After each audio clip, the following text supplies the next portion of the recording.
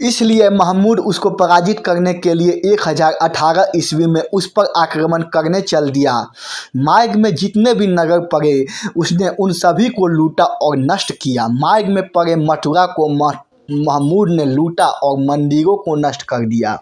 इसके पश्चात जनवरी 1019 ईस्वी में महमूद ने कन्नौज के दरवाजे पर दस्तक दी। कन्नौज के प्रतिहार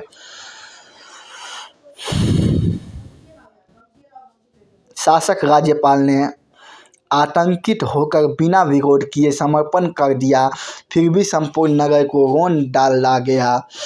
उत्तबी लिखता है कि उसने 1000 मंदिरों को लूटा और अपार धन संपदा लेकर गजनी वापस लौटा। कालिंजर पर आक्रमण 1021 ईस्वी प्रतिहार शासक राज्यपाल की कायरता और समर्पण से अन्य राजपूत शासक क्रोधित हुए। जैसे ही महमूद वापस हुआ, कालिंजर के चंदेल शासक गंड ने ग्वालियर के राजा के सहयोग से कन्नौज पर आक्रमण किया और राज्यपाल को मार डाला। अपने अधीनस्थ शासक को पराजित देखकर महमूद का उत्तेजित होना स्वाभाविक था, अतः उसने चंदेल शासक पर आक्रमण करने के लिए भारत की ओर प्रस्थान किया। महमूद का सामना करने के लिए चंदेल शासक ने एक बड़ी सेना तैयार की, परंतु महमूद को सामने देखकर वह हताश हो गया और अपना सारा सामान छोड़कर भाग गया और महमूद लूट का माल लेकर हर बार की भांति वापस गजनी लौट गया। सोमनाथ पर आक्रमण 1025 ईस्वी महमूद का 16वां और सबसे महत्वपूर्ण आक्रमण सोमनाथ पर 1025 ईस्वी में हुआ। काठियावाड़ में स्थित सोमनाथ हिंदुओं का पवित्र तीर्थ स्थल था।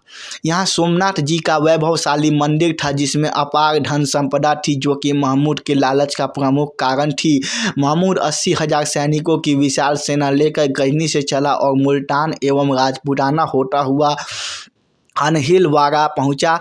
सोमनाथ के मंदिर का प्रमुख आकर्षण सोमनाथ की मूर्ति थी, जो बिना किसी सहारे के हवा में लटकी हुई थी।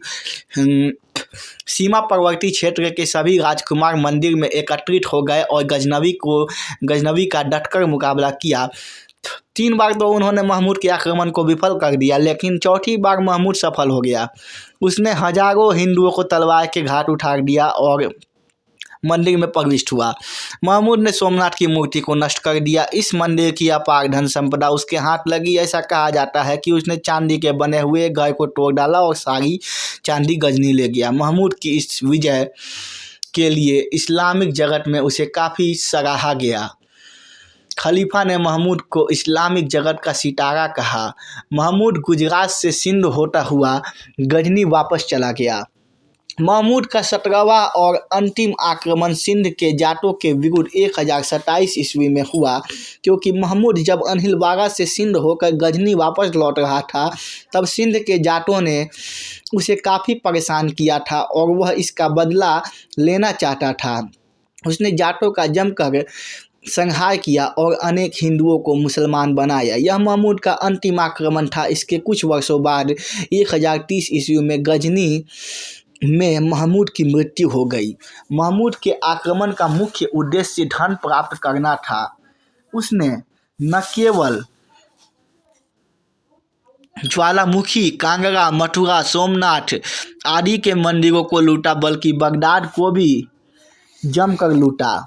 इस धन से महमूद ने गजनी को खूबसूरत बनाया और विद्वानों को संरक्षण दिया। इसके अतिरिक्त यह लूटा हुआ धन उसे अपने सैन्य अभियानों के लिए भी आवश्यक था। महमूद का दूसरा मुख्य उद्देश्य धार्मिक था। वह हिंदुस्तान को इस्लामिक देश में परिवर्तित करना चाहता था। उसने अनेक मंदिरों को नष्ट कर दिया, इसीलिए उसे मूर्ति भंजक भी कहा जाता है। प्रसिद्ध इतिहासकार उत्तबी महमूद ने महमूद के कट्टर सुन्नी मुसलमान होने की बात कही है। ऐसा भी कहा जाता है कि महमूद का उद्देश्य भारत पर अधिकार करना था, परंतु ऐतिहासिक साक्ष्य इस बात का समर्थन नहीं करते। इतना अवश्य ही ज्ञात होता है कि उसने पंजाब और उत्तर पश्चिम प्रदेश पर अधिकार कर लिया था, लेकिन उसने यह अधिकार स्वेच्छा से नहीं किया, बल्कि परिस्थितियों ने उसे इन प्रदेशों पर अधिकार करने के लिए मजबूर किया। महमूद के आक्रमणों का परिणाम यह पहले ही बताया जा चुका है कि महमूद का भारत पर आक्रमण का मुख्य उद्देश्य यहाँ की अपार धन संपदा प्राप्त करना था, न कि राज्य स्थापित करना। इसीलिए उसके आक्रमणों का भारत पर कोई दीर्घकालीन सीधा प्रभाव नहीं पड़ा। हालांकि कुछ परोक्ष रूप से प्रभाव पड़े। महमूद ने पंजाब पर अधिकार कर लिया था, जिसका परिणाम यह हुआ कि बाद के मुस्लिम आक्रमणकारियों को भारत विजय के लिए आधार मिला। लाखों भारतीय सैनिक महमूद के आक्रमणों के दौरान मारे गए। महमूद ने राजपूतों की कमजोरी को स्पष्ट कर दिया और भविष्य में तुर्की आक्रमणकारियों को भारत पर आक्रमण करने के लिए प्रेरित किया। महमूद के आक्रमणों का सीधा प्रभाव तो भारत की अर्थव्यवस्था पर पड़ा, जो पूरी तरह जर्जर हो चुकी थी। महमूद अधिकांश संपत्ति लूट कर ले गया था। महमूद भारतीय कला, संस्कृति और साहित्य का जन्मजात दुश्मन था। उसने भारतीय कला और साहित्य को नष्ट करने के भरसक प्रयत्न किए। इस कारण भारत के अनेक अमूल्य साहित्य नष्ट हो गए। महमूद के आक्रमणों का अंतिम और महत्वपूर्ण प्रभाव यह हुआ कि भारत में अनेक हिंदू मुसलमान बन गए और यहाँ इस्लाम धर्म का विस्तार हुआ और भारत में मुसलमानों की जड़ें जम गई। अल-बरूनी का भारत विवरण। अल-बरूनी का जन्म 973 ईस्वी में खीवा प्रदेश में हुआ था। अल-बरूनी महमूद के दरबार का रत्न था। वह एक सुप्रसिद्ध दार्शनिक, गणितज्ञ और इतिहासकार था। उसका असली नाम अबू रेहान मुहम्मद बिन अहमद था। वह महमूद गजनवी के संपर्क में तब आया जब महमूद ने खीवा पर आक्रमण किया और अबू रेहान को बंदी बनाकर उसके समक्ष लाया गया। अबू रेहान महमूद गजनवी के साथ भारत आया और वर्षों भारत में रहा। भारतीय सभ्यता ने उसको आकर्षित किया। उसने संस्कृत भाषा सीखी और भारतीय दर्शन का अध्ययन किया। उसने भारत के एक बड़े भाग का भ्रमण किया और तत्कालीन भारतीय सामाजिक और आर्थिक स्थिति का अध्ययन किया और इसका पूरा विवरण अपनी पुस्तक तहकीक-ए-हिंद में दिया। यह पुस्तक तत्कालीन 11वीं शताब्दी के भारत